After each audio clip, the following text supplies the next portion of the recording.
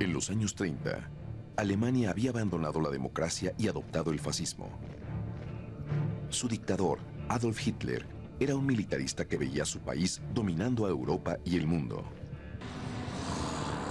Su ejército y fuerza aérea no tenían rival.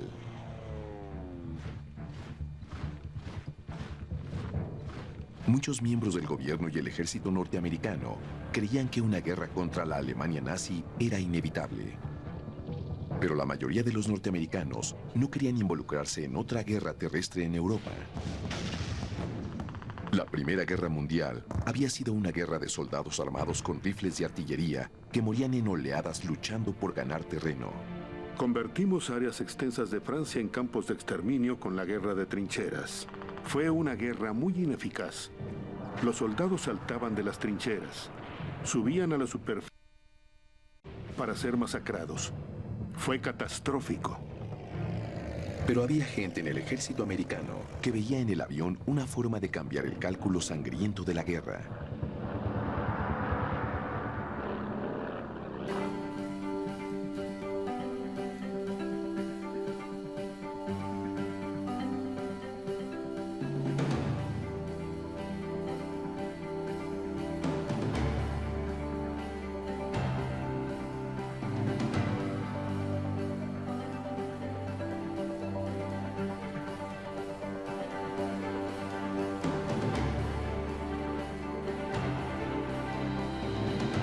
Proyecto Aeroespacial.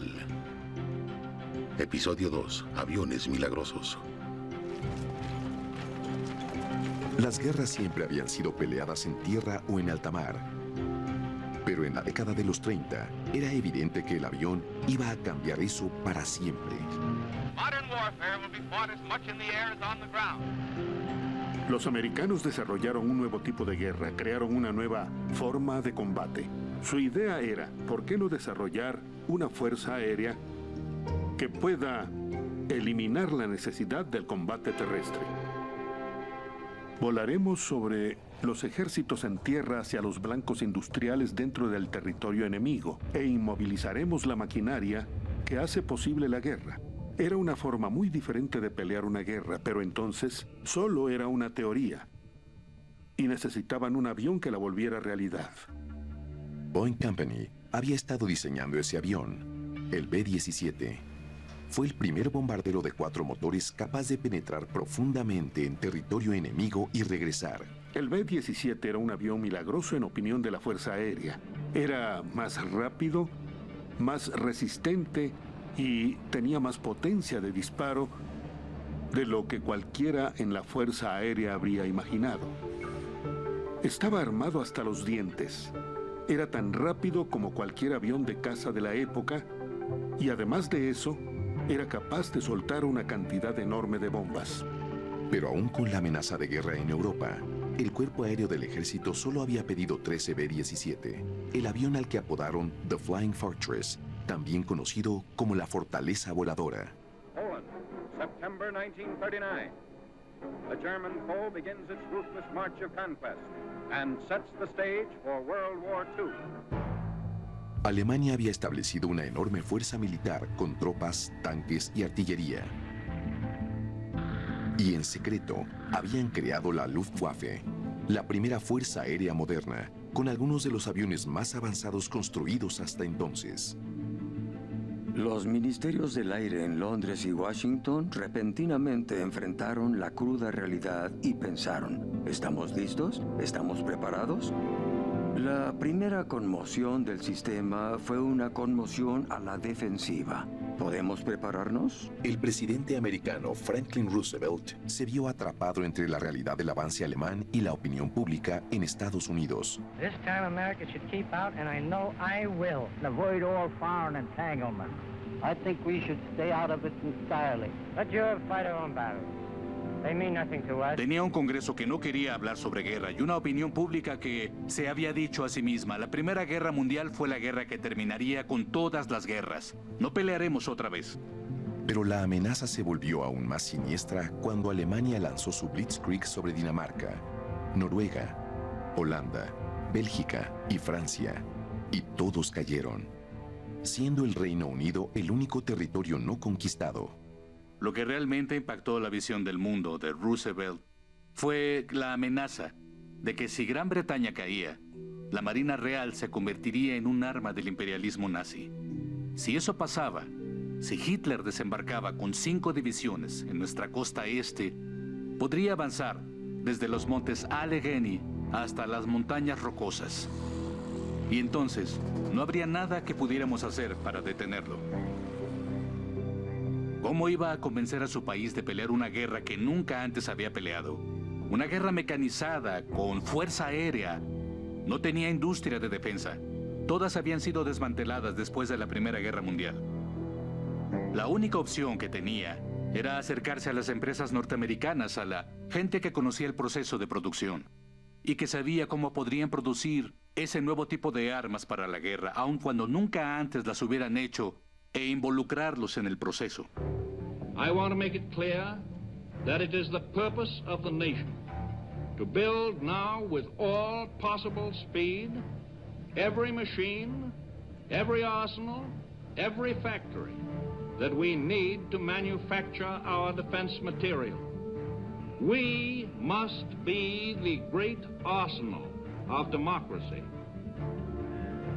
La industria americana y en particular la industria automotriz y la industria de la aviación se convertirían en eso, en un arsenal de la democracia, para armar a los aliados y a los Estados Unidos si la guerra estallaba.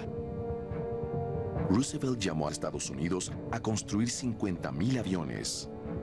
50,000 aviones norteamericanos. Todos pensaban que estaba loco. 50,000 aviones. Nuestra fuerza aérea era de solo 1,200 aviones y nuestro ejército era el 16º más grande del mundo, justo detrás del rumano. No estábamos listos. Nuestras tropas entrenaban con palos de escoba. Teníamos más caballos que tanques. No estábamos listos. Apoyar a los británicos y prepararse para defender Estados Unidos significaba que el país tendría que librar una guerra de producción en masa. Una industria aeronáutica extremadamente competitiva como la americana, con rivales como Boeing, Douglas y Lockheed, tendrían que construir aviones en conjunto para responder al llamado para armar a Estados Unidos y sus aliados. Era un rumbo sin precedentes para las compañías de aviación norteamericanas. Competían entre sí por contratos gubernamentales y contratos comerciales, pero la economía de guerra unió a esas compañías de una forma nunca antes vista. Mostraron un nivel de cooperación sin precedentes. Los pedidos eran tan grandes, 12,000 de B-17 únicamente, que transformaron a Boeing y a toda la aviación americana. Pasaron de ser un grupo de empresas a ser una industria. Los aviones producidos a mano ahora se producían en líneas de ensamblaje. Enormes fábricas modernas surgieron en todo el país. Decenas de miles de trabajadores fueron reclutados, contratados y entrenados. Y el número de plantas aumentó después del bombardeo japonés a Pearl Harbor el 7 de diciembre de 1941.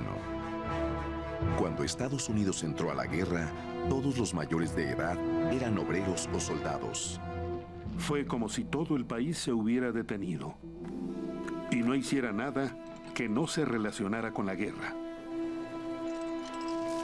Se producía de día y de noche. Las luces nunca se apagaban. Las máquinas nunca paraban. Teníamos 3 turnos en la fábrica en la que yo trabajé, de 8 horas cada uno. 3 turnos distintos las 24 horas. Los ingenieros dormíamos en la fábrica 5 días a la semana. Teníamos habitaciones y un restaurante. Volvíamos a casa los sábados y domingos por la noche para ver a nuestras novias. Había mujeres que nunca habían trabajado en una fábrica. Sin embargo, al final de la guerra, 1 de cada 3 trabajadores era mujer. Mi hermana y yo trabajábamos juntas. Veíamos a otras personas vestirse para salir y nosotras no podíamos porque teníamos que trabajar. Y si no teníamos ganas de trabajar, poníamos un disco de Rosie la remachadora.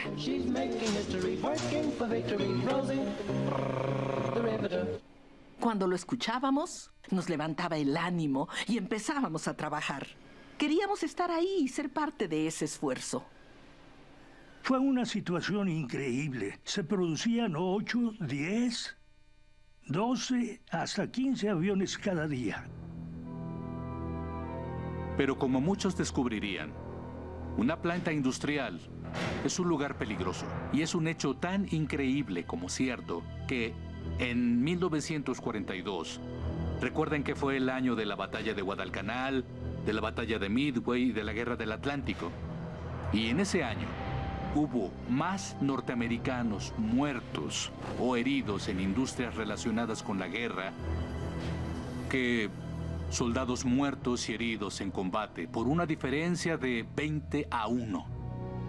Cuando se piensa en el sacrificio que hicieron como parte de ese esfuerzo de guerra, uno comienza a darse cuenta de que las personas que trabajaron en esas plantas fueron una parte tan importante de esa gran generación como las tropas que desembarcaron en Iwo Jima o Normandía o que volaron sobre el cielo de Alemania y de Japón.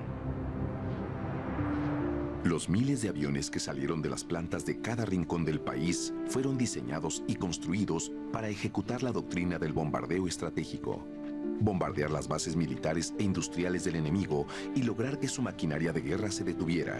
Al menos esa era la teoría. El bombardeo estratégico a gran altitud puede deshabilitar la maquinaria industrial del enemigo a tal grado que ya no pueda pelear la guerra. Pero se necesitaban auténticas armadas de bombarderos para atacar esos objetivos, porque algunos días se atacaban 2, 3 o hasta 4 objetivos simultáneamente, y había muchas bajas. Así que prácticamente se necesitaba una tubería para llevar tantos aviones hacia Gran Bretaña durante la guerra.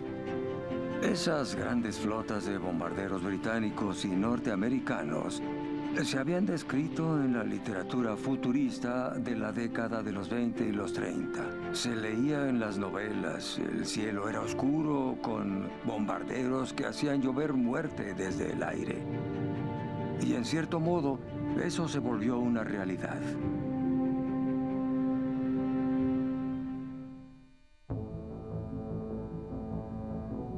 Mediados de 1942, la Fuerza Aérea del Ejército de Estados Unidos había llegado en masa a Gran Bretaña, en las proximidades de la zona centro de Alemania. Enormes pistas aéreas se esparcían a lo largo del campo inglés. Los B-17 de Boeing, las llamadas fortalezas voladoras, comenzaban a llegar. El B-17 fue recibido con gran entusiasmo a su llegada a Europa. Fue grandioso que los americanos finalmente llegaran en 1942. Además de traer a la octava fuerza aérea del mundo, traían a la fortaleza voladora. Fue un gran alivio para el pueblo británico. Conforme pasaba el tiempo, llegaban más y más aviones y más tripulaciones a nuestra base. Entonces nos dimos cuenta que la producción de B-17 en Estados Unidos había aumentado y estaba en auge. El plan era efectuar una campaña de bombardeos masiva y constante. Una campaña que finalmente demostraría la noción de que una guerra podía ser ganada con bombardeos estratégicos sobre el enemigo. Volar en formación cerrada y atacar los puntos estratégicos del enemigo. Esa era la teoría. Y ahora, gracias al cielo, teníamos las armas para hacerlo.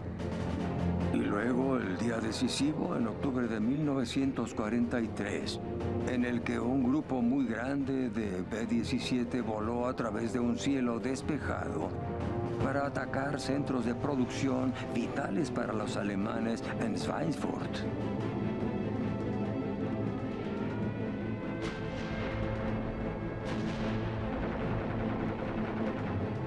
Fueron blanco de la más impresionante cadena de ataques realizados por la Luftwaffe, coordinados cuidadosamente con aviones de caza que atacaban desde abajo, desde arriba y otros más de frente. El resultado de aquel día fue devastador. 60 bombarderos B-17 fueron eliminados. Schweinfurt fue una pesadilla porque había una fábrica de rodamientos ahí y cualquier vehículo de transporte militar o civil rodaba sobre ellos, así que ese blanco tenía la mejor defensa.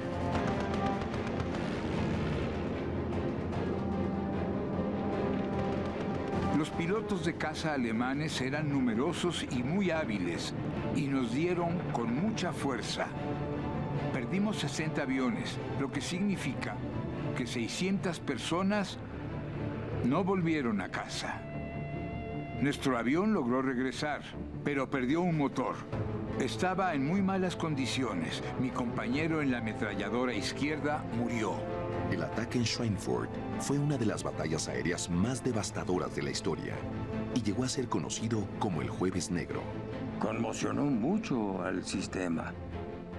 Nadie entendía por qué no pudieron cruzar las líneas enemigas, y aunque había quienes aseguraban que teníamos toda la preparación defensiva para hacerlo, todo indicaba que no era así. Y esa batalla aérea, irónicamente, se convirtió en lo que debía evitar, una guerra de trincheras en el aire.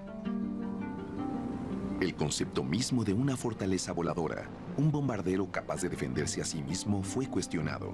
Querían que los B-17 se abrieran camino combatiendo, ahuyentando a los cazas enemigos con fuego defensivo y ganando la guerra solos. No funcionó. Necesitaban aviones de caza que los cubrieran. Todo el esfuerzo de guerra del ejército aliado estaba en riesgo. Si la base industrial del ejército alemán era invulnerable, su ejército y fuerza aérea ampliarían su dominio. No sería posible aterrizar en el día D. No sería posible ganar la guerra en Europa, ni ganar la guerra en absoluto, sin un avión de caza escolta de gran radio de acción. Así que se retiraron durante varios meses a romperse la cabeza. En una guerra aérea todo es ataque y contraataque, bloquear y contraatacar, pero nadie sabía qué hacer. Y un hecho poco conocido es que el bombardeo norteamericano sobre Alemania se detuvo por completo entre finales de octubre de 1943 y principios de 1944, y el tiempo se estaba agotando. La solución fue una combinación de ingeniería americana y británica con un poco de suerte. Al comienzo de la guerra, los británicos le habían pedido a Dutch Kindleberger, de North American Aviation, que construyera un avión de caza que contendiera con el Blitzkrieg alemán. Kindleberg dijo, solo denme 100 días y no solo tendré un diseño para ustedes, sino que construiré un prototipo que podrán volar para ver qué les parece. Y en un tiempo récord de 102 días, North American diseñó y construyó el Mustang P-51. Un brillante y muy maniobrable avión de caza moderno, pero tenía un problema. Durante las pruebas descubrieron que aunque tenía una enorme capacidad de maniobra, no parecía ser totalmente efectivo a 19.000 pies o 5.700 metros de altura. Los bombarderos ingleses y especialmente los norteamericanos volaban a 7.300 metros y no podrían protegerlos. Por lo tanto, se pensó que no iba a funcionar. Entonces buscaron al piloto de pruebas más experimentado de Rolls-Royce y trajeron a Ronnie Harker a la base. Su historia es maravillosa. Es casi como una película de Steven Spielberg. Harker dijo, he notado que la nariz de este P-51 tiene casi la longitud exacta para llevar nuestro nuevo y superpoderoso motor Rolls-Royce 61. Así que trajeron un motor de Rolls-Royce, se lo pusieron al avión y Harker decidió volarlo. Cuando descendió, su informe nos dejó boquiabiertos. Dejaría boquiabierto a cualquier historiador aeronáutico. Harker dijo, todavía es tan maravilloso y maniobrable como antes, pero ahora, con este motor puede elevarse hasta 40.000 pies o 12.000 metros y volar a una velocidad de 700 kilómetros por hora. Creo que este avión puede escoltar a nuestros bombarderos hasta Berlín. Su transformación en sí misma fue algo maravilloso y significó la transformación de balance de poder en el aire. Hermann Göring, comandante en jefe de la Luftwaffe, diría más tarde: el día que vi Mustangs volando sobre Berlín, sabía que la guerra estaba perdida.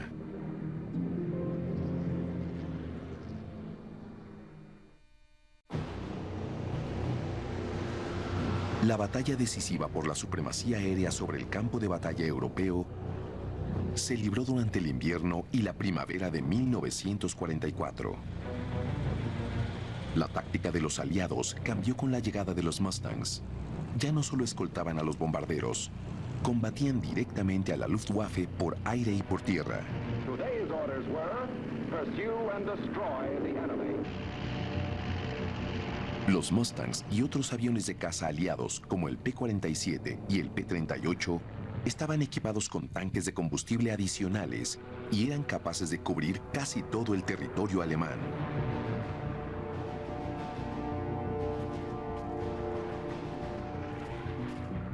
Una semana de febrero de 1944 sería conocida como la Semana Grande. We're about to hit the Nazis for 6 consecutive days and nights. The Allies hope to finally win air superiority over the Luftwaffe. The liberation of Europe was at stake. La Semana Grande puso en marcha el sitio aéreo de Alemania, que continuaría hasta el fin de la guerra en Europa. The Mustangs plunged into the fight. The Germans closed in.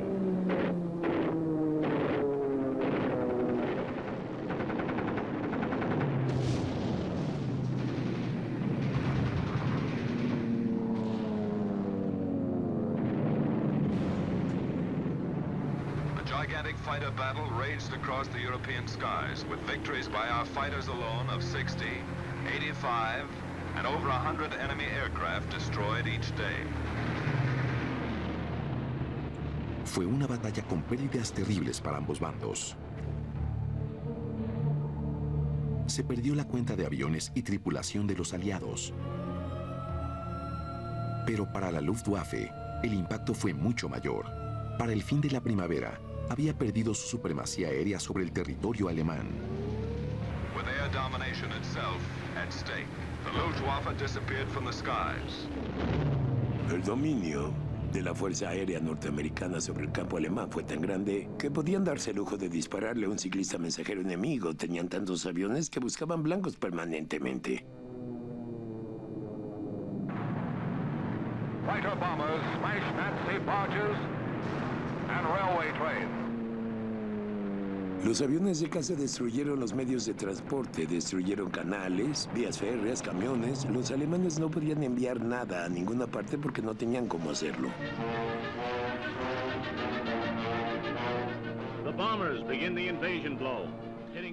La Luftwaffe ya no podía infligir el daño devastador sobre los bombarderos que unos meses antes había detenido totalmente los bombardeos de los aliados. Great air fleets hitting German defenses. Thousands of tons of high explosives rain down. Watch, a road junction is hit.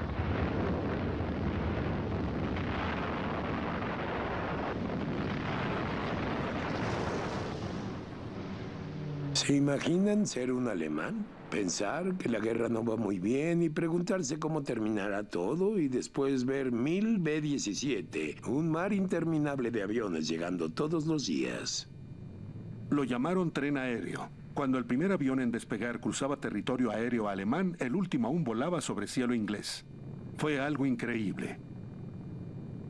Y durante la noche, volvían a hacer ataques nocturnos y la tierra volvía a temblar. Pero la guerra estaba lejos de terminar. El control aéreo y la devastación de la maquinaria de guerra nazi despejó el camino para la invasión por tierra de los aliados.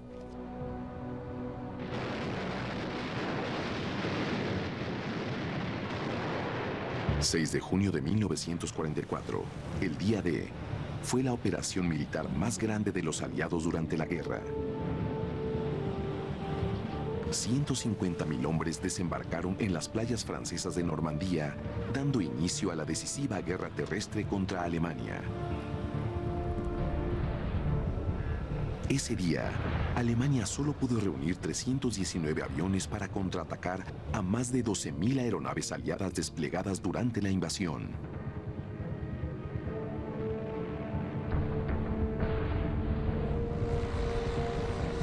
Durante todo el año siguiente, se libraron violentas batallas, pero los aliados continuaron controlando el espacio aéreo. Y la maquinaria de guerra alemana quedó totalmente destruida. menudo pienso que debería existir un monumento para los más de 18,000 aviadores que fueron víctimas de la guerra durante los 5 meses previos al día D.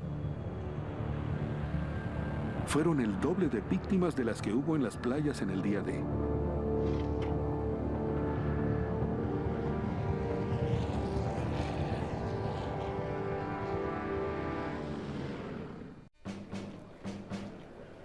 En mayo de 1945, Alemania se rindió. La guerra en Europa había terminado. Pero eso no significó el fin de la Segunda Guerra Mundial. La guerra contra Japón continuaba. Al igual que Alemania, Japón había conquistado un territorio muy vasto. Y el ejército de Estados Unidos creía que un bombardeo estratégico también sería fundamental para derrotar al enemigo del Pacífico, para destruir la base industrial japonesa. Estados Unidos necesitaba un bombardero que pudiera volar mucho más lejos que el B-17. En el Pacífico, teníamos que operar en distancias mucho mayores que en Europa. Teníamos que cruzar tramos oceánicos muy extensos. Se requerían aviones con un alcance extraordinario. Y durante la guerra, Boeing estuvo desarrollando ese avión, el B-29, conocido como la Superfortaleza. El B-29 era un superbombardero de 4 motores que podía volar más lejos y llevar una carga explosiva mucho mayor que cualquier otro avión en la historia. El B-29 era un bombardero como ninguno y estaba destinado a ser la máquina que decidiría el resultado de la guerra si continuaba más tiempo. Y recuerden que muchos especialistas pensaban que la guerra contra Japón no terminaría hasta 1947. Cuando Japón atacó Pearl Harbor en diciembre de 1941, el B-29 era solo un boceto. Pero cuando Estados Unidos le declaró la guerra a Japón, las Fuerzas Armadas querían que Boeing comenzara a entregarlos 2 años después, a un ritmo de 25 al mes. La construcción de la fábrica, el diseño, la construcción de un prototipo, las pruebas y hasta la fabricación tendrían que hacerse casi al mismo tiempo. El avión tendría que ser producido en masa y probado antes de que los ingenieros estuvieran seguros de que todos sus complicados sistemas funcionaran correctamente. En Wichita, Kansas, se levantó una enorme planta construida en medio de campos de trigo en solo 18 meses. Miles de trabajadores fueron contratados y entrenados. Personas que nunca habían visto un avión, que literalmente nunca habían visto uno con sus propios ojos. En tierra, de pronto estaban construyendo un avión colosal que requería miles y miles de piezas y kilómetros de cableado. El B-29 representó un gran paso con respecto al B-17. El B-17 no estaba presurizado. Las ametralladoras laterales en un B-17 operaban en la subestratosfera con temperaturas bajo cero, con las ventanas abiertas. Era una forma muy difícil de pelear una guerra. Así que Boeing decidió presurizar el B-29 en las áreas para la tripulación. La presurización le permitía a la tripulación respirar sin máscaras de oxígeno y volar en un ambiente con temperatura controlada. Fueron muy ambiciosos. No solo construirían una cabina presurizada al frente de la aeronave, sino que la parte trasera, donde colocarían las ametralladoras, también estaría presurizada. ¿Cómo presurizar toda la cabina y una tan espaciosa? Desarrollaron la idea de un túnel en el que se moverían de la cabina de mando hacia la parte trasera del avión, arrastrándose para no tener que presurizar el compartimento de las bombas. Construir un avión que involucrara ese tipo de tecnología y desafíos de ingeniería implicó un enorme esfuerzo. Nada ha desconcertado a tantas mentes y a tantas compañías como el B-29. No era solo un avión, era un proyecto industrial de una dimensión y escala que la industria americana nunca había enfrentado. La Superfortaleza fue un esfuerzo industrial colectivo a nivel nacional en todos los aspectos. Miles de subcontratistas lo construyeron todo, desde las ruedas hasta las hélices y los motores. El avión tenía más de 40,000 partes diferentes. Cada B-29 tenía 1 millón de remaches en total. La misión del B-29 era superar la amplitud del Océano Pacífico y eventualmente realizar el mismo tipo de bombardeo estratégico que destruyó a la industria alemana ahora en suelo japonés. Pero tenía otra misión ultra secreta. Si el proyecto para desarrollar la bomba atómica, el proyecto Manhattan, tenía éxito, el B-29 sería el encargado de soltarla. El gobierno de Estados Unidos gastó más en el B-29 que en cualquier otra arma. El B-29 costó alrededor de $3,000 millones y de no haber funcionado, el siguiente proyecto más costoso, la bomba atómica, que costó $2,000 millones, tampoco hubiera podido usarse. Lo que pasara en Wichita determinaría el resultado de la guerra. Todo tenía que ser más sofisticado que cualquier cosa que se hubiera hecho antes. Estábamos en un territorio nuevo y algunas cosas no iban a funcionar sino hasta después de probarlas una y otra vez. Hubo retrasos inevitables. Fue por eso que se le llamó, bromeando y en tono irónico, la Batalla de Kansas. ¿Podríamos ganar la Batalla de Kansas? Había mucho escepticismo. La batalla de Kansas fue una carrera contra el tiempo y cada demora costaba vidas.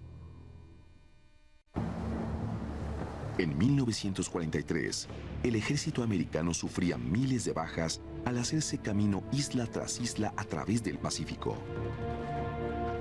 Pero el B-29, el avión que llevaría a la guerra a suelo japonés, aún no estaba listo. Era un inmensamente complejo avión. Hasta para Boeing, que estaban habituados a construir aviones complejos. Como los B-29 tenían motores enormes, con múltiples filas de cilindros, enfriar los cilindros de la parte trasera del motor se volvió un problema muy difícil de resolver. Y los incendios en el motor eran un verdadero problema. El piloto de pruebas más experimentado de Boeing, Eddie Allen, y una tripulación de 10 hombres murieron en una de las primeras pruebas del B-29 cuando uno de los motores se incendió. Con la muerte de Eddie Allen, muchos pensaron que el proyecto del B-29 también había llegado a su fin. Se pensaba que era un avión imposible, que tenía demasiados problemas y era demasiado peligroso para mantenerlo en el aire, sin mencionar enviarlo a combatir.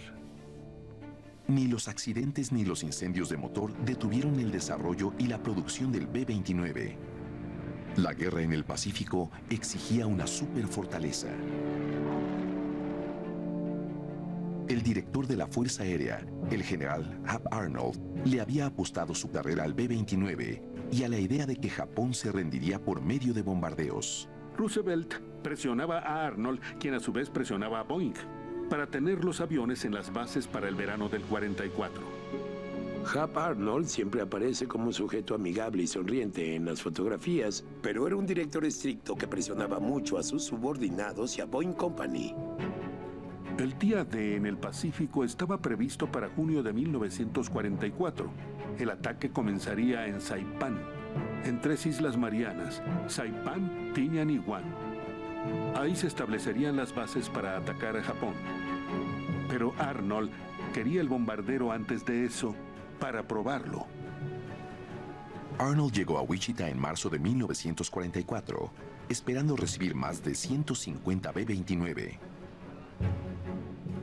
Él esperaba que los bombarderos estuvieran listos. Cuando llegó, le dijeron: "No estamos listos". Y para colmo añadieron: "No sabemos cuándo estaremos listos". El general explotó. Pero Arnold era un sujeto ingenioso y dinámico, un ejecutor. Y dijo: "Aunque sea en un 96%, pero tenemos que estar listos. Necesitamos este avión ahora". Así que él mismo trajo ayuda adicional, y a esto se le llama el milagro de Kansas. En poco más de un mes, fue capaz de tener sus aviones operando. Para el verano de 1944, las fábricas habían producido más de 50 B-29 por mes, y todos se dirigían hacia el Pacífico.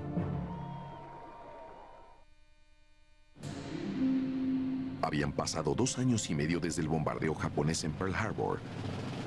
Las superfortalezas estaban llegando al Océano Pacífico por docenas y poco después por centenas.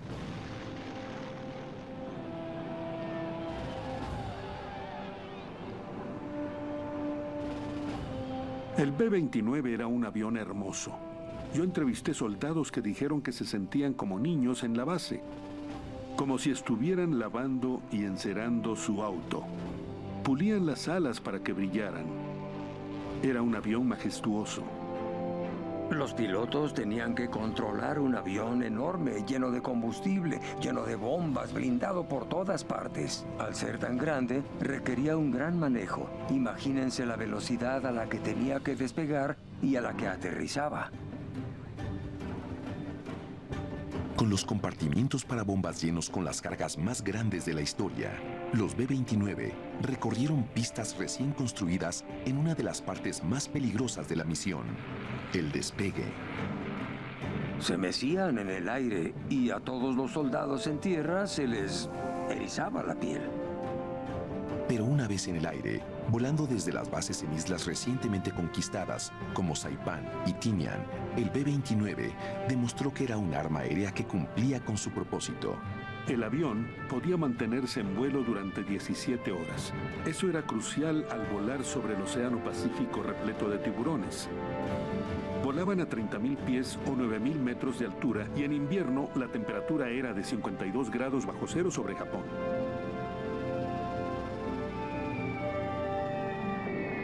No part of the Japanese Empire is now out of our range. No war factory too remote to feel our bombs. The battle for Japan is now underway with full speed ahead.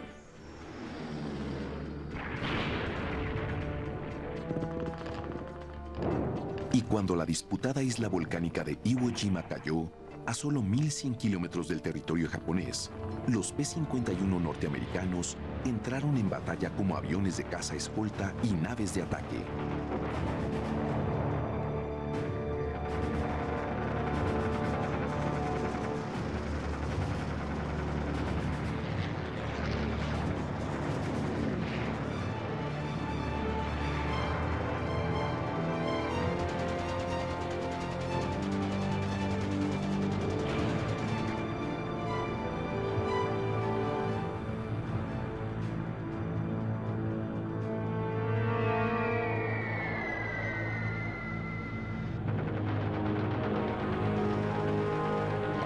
De 1945, la mayor parte de la Fuerza Aérea Imperial había sido destruida. Y los B-29 atacaban desde 1.500 metros, haciendo sus bombardeos más precisos y devastadores.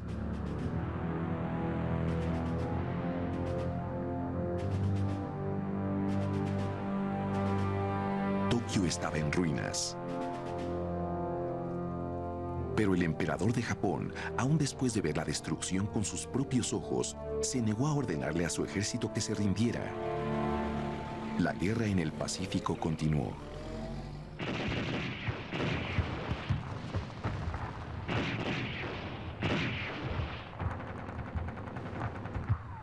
En mayo y junio de 1945, el ejército sufrió el mayor número de bajas ocurrido desde la Guerra Civil al tomar las islas de Okinawa.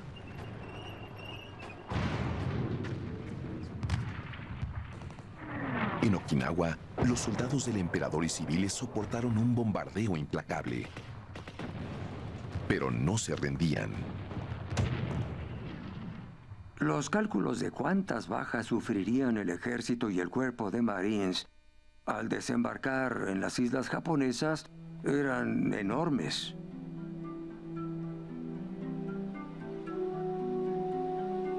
Cada soldado, marino y piloto en la Guerra del Pacífico había depositado sus esperanzas en el B-29 para lograr que la Armada Imperial japonesa se rindiera antes de una invasión.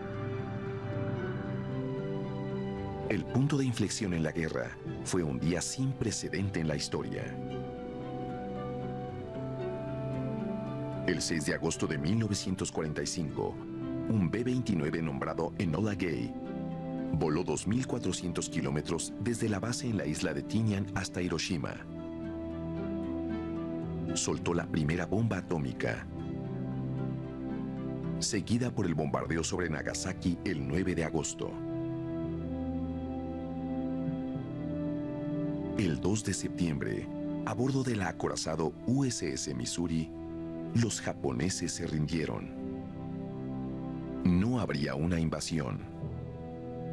La teoría del bombardeo estratégico había demostrado ser decisiva. La guerra había terminado.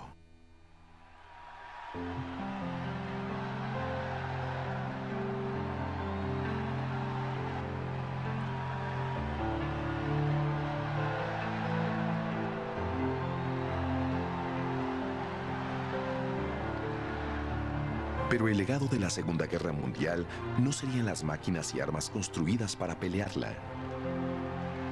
Los 12.000 B-17 y los 4.000 B-29 fueron instrumentos para la victoria. Pero pronto fueron eclipsados por tecnología aún más sofisticada e innovadora. El legado perdurable de la guerra es la industria que fue creada para construirlos. Las fábricas y plantas que fueron el arsenal de la democracia. Ellas se convirtieron en el motor industrial durante generaciones por venir.